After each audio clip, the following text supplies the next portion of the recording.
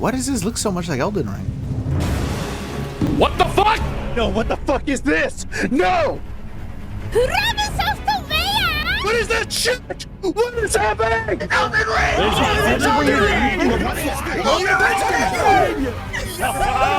shit. What? Oh no! Is that the fucking nameless king? No! Why I got that bitch? You can climb ladders! What is happening? It's the lady! What is it from, son? You lying! Fuck Miyazaki! You said you were finished! Is this co-op or something? What is happening? What is this? Is it Elden Ring? What am I looking at? My eyes! Oh! Elden Ring! Never! In my wildest dreams! Like everyone else, when Nightreign appeared at the Game Awards, I was taken completely by surprise. What the shit, dude? But before I could get excited, From Software quickly announced that Nightreign would have a separate timeline from the events of Elden Ring. Nightreign is set in a parallel universe. It is not a follow-up to Elden Ring. It is a spin-off. We aren't getting any more DLC, and they haven't told us if they're even working on a sequel yet. There are no plans for additional DLC or Elden Ring 2 at this time. It seems official. After 3 years, From Software have finally moved on from exploring the lore of Elden Ring. And honestly, instead of feeling sad about this, I felt annoyed, angry even, which surprised me. Since when did thinking about my favourite game make me so angry? This feeling stuck with me, so I sat with it. Why was I annoyed that it was all over, instead of feeling sad about it? It's just forever going to be in the dark. So devoid of any significant detail. You've got these little clues you planted, now they're dead ends, and... What exactly are the terms of this vow? Unexplained. Was Miquella really into guys? Unexplained. And that's when it hit me. Shadow of the Erdtree was the reason why I felt so bitter. It had already killed my enjoyment for the game. But where did this feeling come from, and what did it really mean? How could a DLC, one of the greatest of all times, feel like it had killed my favourite game? Was I being crazy, and is it just me? Or did Shadow of the Erdtree actually kill Elden Ring?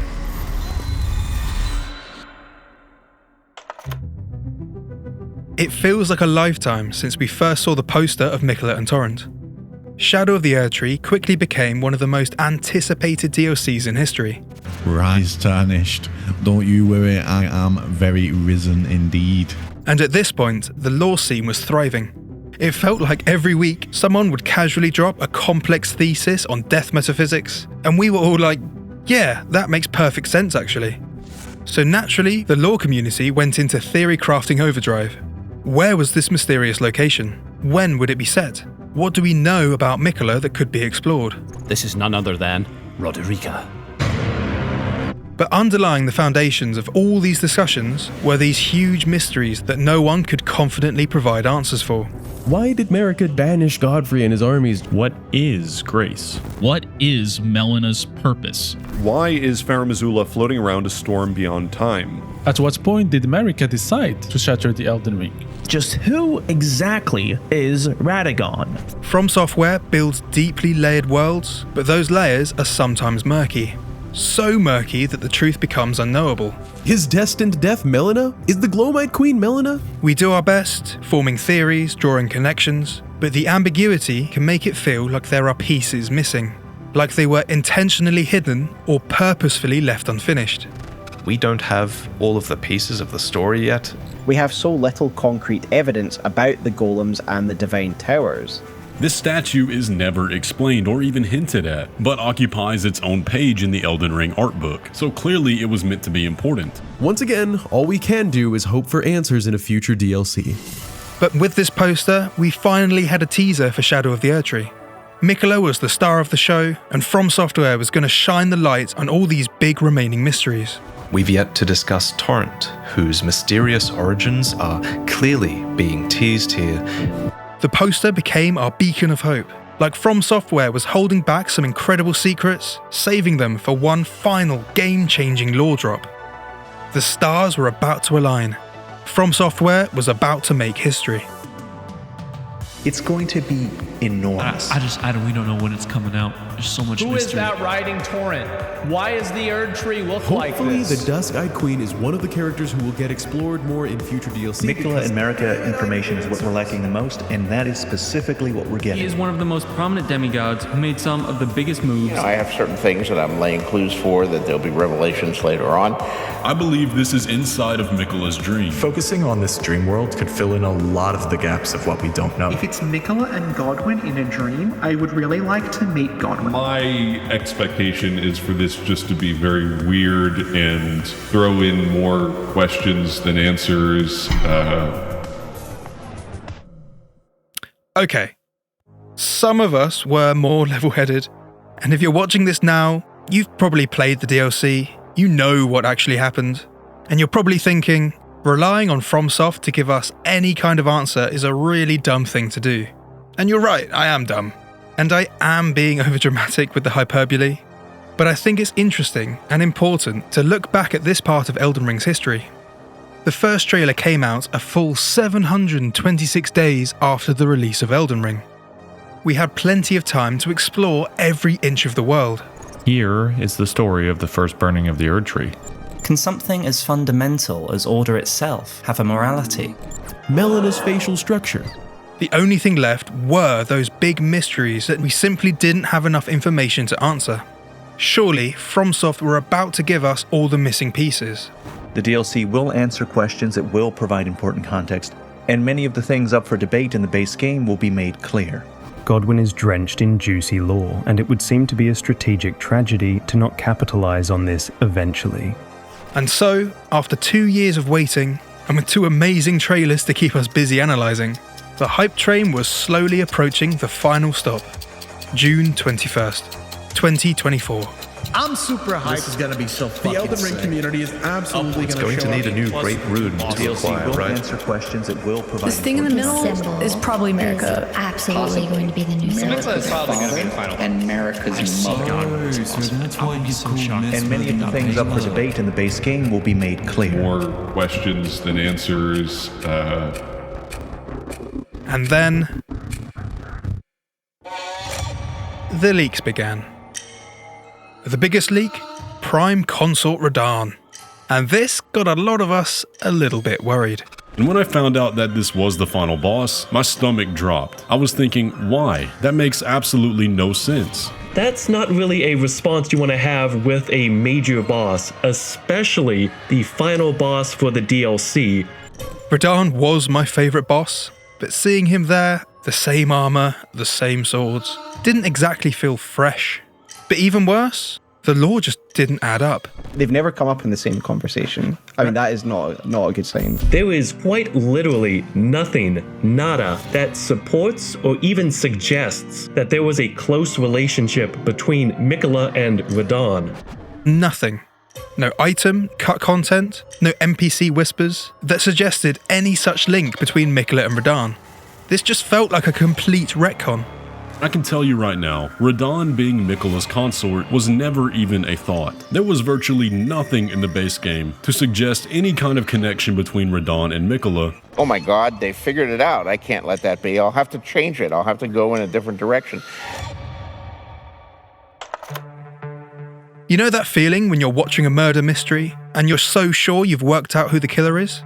But then the detective is like, actually, it was the janitor from scene 3 with one line and a suspicious moustache.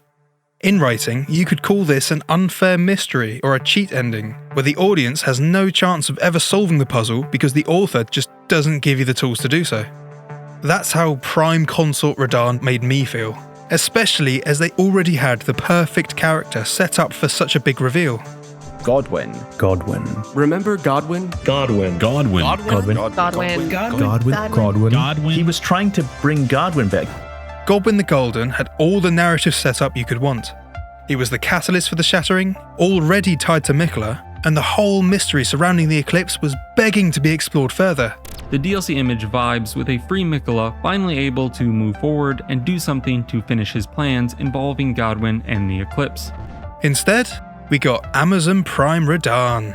So most people were not excited by this. I was not excited by this, and a lot of people hoped it was just a mod.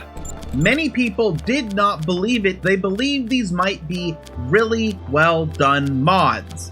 I wasn't mad because I was wrong. I was mad because none of us could have ever seen Prime Consort Radahn coming. More questions than answers. I'm not saying that FromSoft owed me the ending I wanted. They don't owe me anything. I've spent days filtering through the game and all the game files. The average player hasn't. The average player probably didn't even care that Radahn was the final boss. But I did care. I was really worried.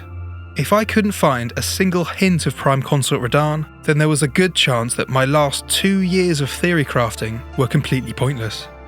And so, with that ominous feeling of dread, the day finally came to play Elden Ring, the Shadow of the Erdtree.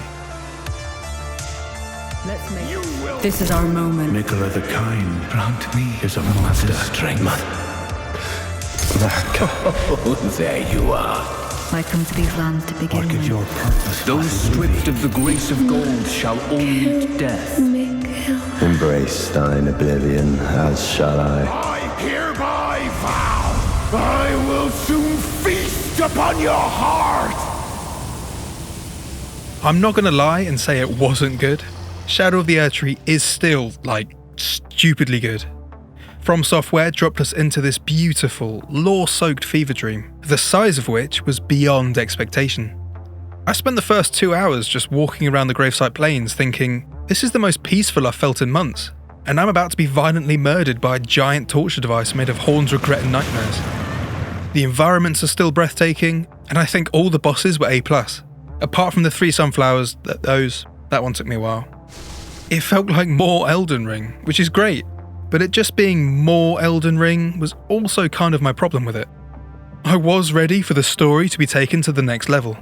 Instead, this didn't feel like the missing piece of the puzzle. It felt like FromSoft had handed us another, smaller puzzle, one that connected to the big one, kind of, but also had a completely different picture on the box, and all the edge pieces were missing. Mikola doesn't add any new information or recontextualize what we thought we knew. But it left me with questions, not in a good way, I think. I felt really disconnected in the Land of Shadow. But I could not shake this feeling of disconnection. Even the story felt like this odd focus on this twink-ass character while still ignoring some of the larger unanswered questions of the base game. And there's no real emotional impact. The collective reaction just seems to be, that's it. The new lore is interesting, but just like the base game, the lore here is murky. Man, what is it with From Software and leaving us unanswerable questions about serpents? What is this snakeskin doing here? Why does the Scardu tree look like that? Why are the finger ruins so empty? Literally nothing. Like nothing. Why isn't Trina a plant?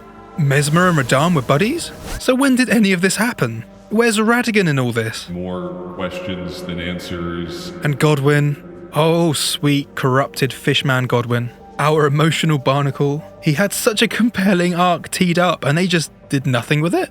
There were plenty of gaps to be filled with Mikola and Godwyn. Pretty much everything was pointing to Godwyn being Mikola's potential consort. There are people that are like, this is retconning. Like, it was clearly meant to be Godwyn. After these many ties, clues, and tantalizing theories is a quite literal dead end. I honestly think that Miyazaki saw we were talking about Godwyn and thought, crap, they've already guessed my ending. Guess I'll do a cheeky little Deus Ex Machina to keep it fresh. You know, if you've planned your book that the butler did it, and then you read an internet, someone has figured out that the butler did it, and you suddenly change in midstream and it was the chambermaid who did it, then you screw up the whole book.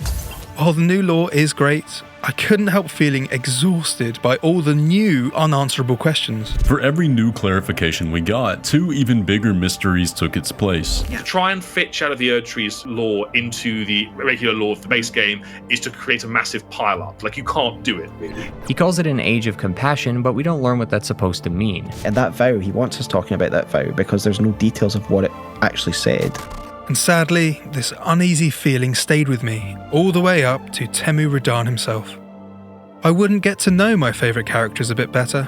If anything, I felt like I knew them a little less. I still don't quite understand what the reasoning for Radahn is. Confusion and displeasure is not what the revelation of the final boss should be inspiring in people. It's never settled what the fuck Radagon is. No, at it's all. not. It isn't, and I don't even think that the developers themselves actually have a coherent idea of what Radagon is. And now I had even more questions, adding to the mountain of things we'll never know for certain. We don't really know very much about Midra. Whatever Miquella experienced in there, we don't get any insight into. Miquella wanted Radahn to be his consort. Okay, why? Why? Well, it's because he wanted him to be his consort. Because he was kind and strong, and she got to this point by seducing and betraying her way to the top.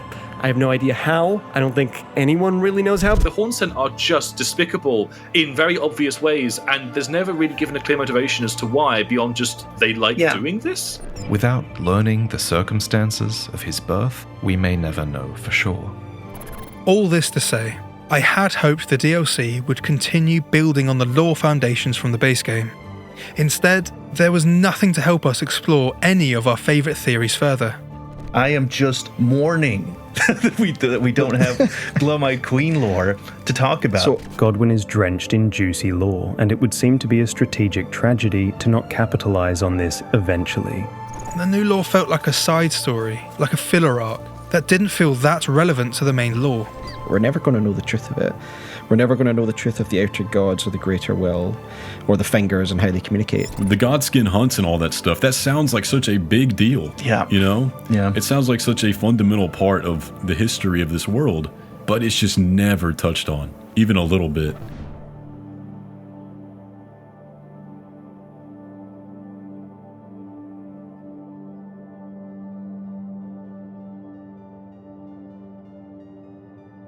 That said, there are good reasons for the two stories to be separated.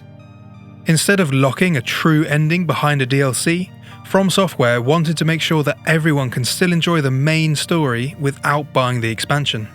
So it does make sense to keep both stories apart. And on principle, it's great that newcomers can still enjoy Elden Ring without having to buy additional content. Even so, as you already know, I was disappointed.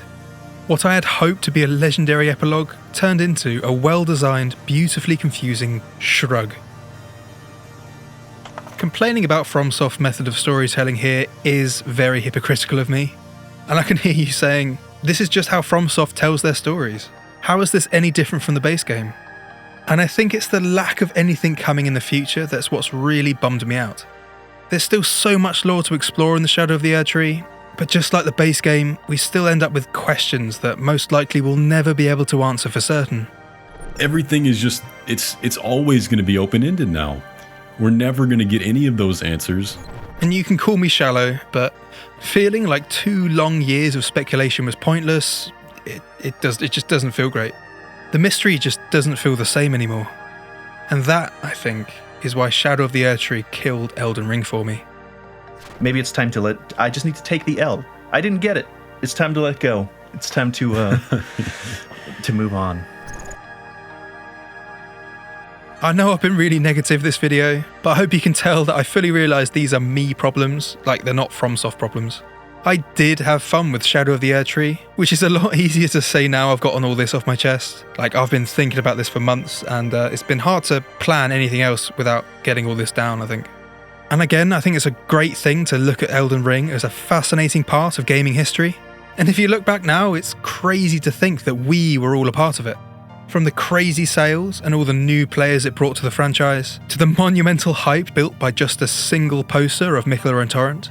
Side note, they never even mentioned why Torrent was with Miquella. Like, what the hell is that all supposed to mean? Like, again, they just went, I'm trying not to relapse. And going forward, I think I'm going to be less hung up on trying to make sense of all of the madness. Instead, let's have fun with it. If you have a crazy idea that might just work, then share it. Let's leave no stone unturned. Chuck everything at the wall and see what sticks. Let's get pumped and take those leaps of faith together. I've been told I shouldn't do mine like this, but as I'm a small creator, if you sign up to my YouTube membership, you'll be getting some very close access to my channel. Things like the work process, scripts and video drafts, and any discussions about what I'm working on, or discussions about any future videos you'd like to see. And that includes more lore-focused videos, unlike this one, which is, I don't know, I've been working on this for a while and it ended up sort of rant video. These have all been my own thoughts, so if you agree with any of it or disagree with most of it, please let me know in the comments. I hope you guys are having a fantastic day. Don't forget to comment, don't you dare go hollow, and I'll catch you all on the next one. Peace.